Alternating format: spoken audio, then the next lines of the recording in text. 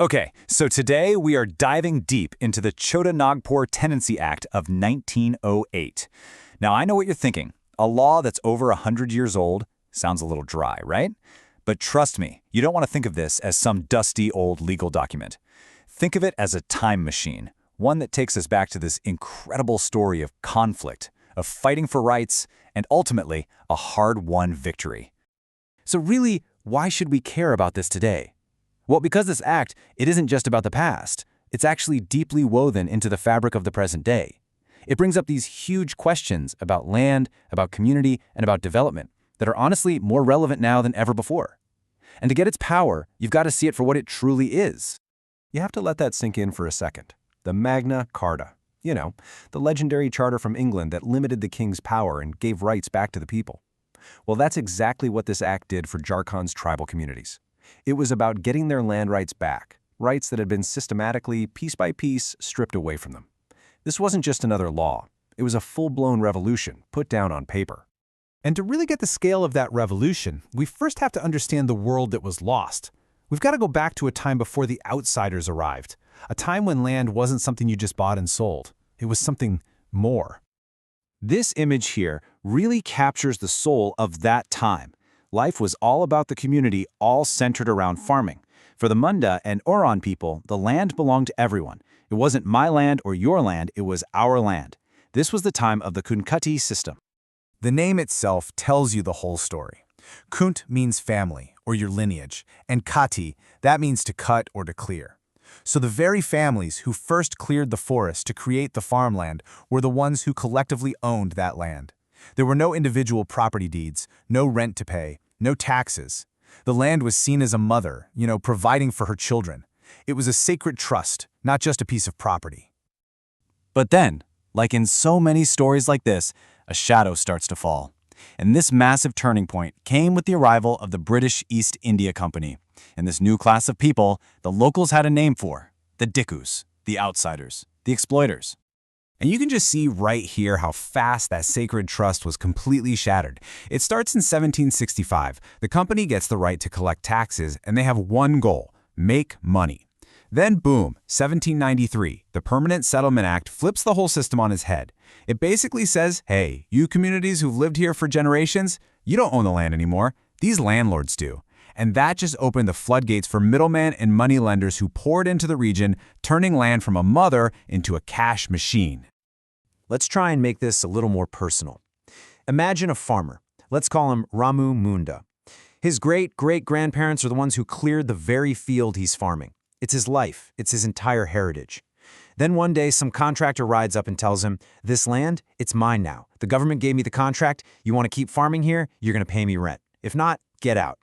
Just like that, overnight, Ramu became a tenant on his own family's land.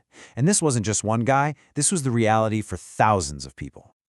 Now, you just can't have this kind of deep systemic injustice go on forever. It didn't lead to people just giving up. No, it lit a fire that started a century of rebellion. The people decided it was time to fight back for their rights, for their dignity. And this resistance, it just kept escalating over decades. It kicked off with the coal insurrection in 1831, a huge, violent uprising that really, truly shook the British. Then it got interesting. It evolved into the Sardari movement, a 40-year legal battle. They took their case to the courts, they sent petitions all the way to Queen Victoria, and they lost. Why?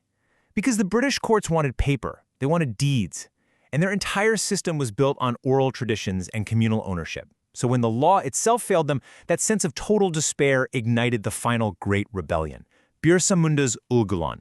His cry was, Abu Adisham Abu Araj, our country, our rule. You see, Birsa Munda's sacrifice was the spark. His rebellion created the political emergency, this undeniable pressure that something had to change.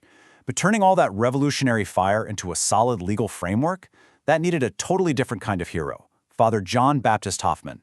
He was a German missionary, a scholar who really understood the people's pain, learned their language, and just meticulously drafted the blueprint for the act. It's this incredible combination, right? The fire of the revolutionary and the cool precision of the scholar. That's what made the act possible. And so, after decades of struggle, of sacrifice, and a brilliant scholarship, on November 11, 1908, the fight was won. The Chotanagpur Tenancy Act became law. It was this powerful testament to the incredible resilience of the people. So the big question is, what did this law actually do? The rebellion forced a legal solution, and that solution created some incredibly powerful protections. Let's break down some of the most important shields it put in place. The first number you've got to remember is 7. This number was an absolute lifeline, and it was designed to break the horrible cycle of debt that trapped so many families. It's called a Bugat Bantha mortgage. So picture this. A farmer needs a loan, so he mortgages his land to a moneylender. Now, under this rule, the moneylender could only use that land for a maximum of 7 years, and any money he made from the land during that time counted as repayment. After 7 years, that's it. The debt is canceled, the land automatically goes back to the farmer, free and clear. Game over. It was basically like a one-time password for debt that just expired, preventing it from turning into a life sentence. All right, the next crucial number is 12. This one wasn't about debt. It was all about belonging and having security on your own land. So, Section 17 says that if a tenant or a riot farms any piece of land within a single village for 12 years, it doesn't even have to be the same exact plot. They become a settled riot of that village. And what did that mean? It meant they got permanent rights to live and farm there. It was like getting a permanent residency card for your village. Once you had that, a landlord couldn't just kick you out on a whim. But the ultimate shield, the real game changer, is Section 22. This might be the most misunderstood and powerful part of the whole act. An occupancy riot could only be evicted for 2 very specific reasons. Either they were misusing the land for something other than farming, or they broke a formal written contract. Now, notice what's missing from that list.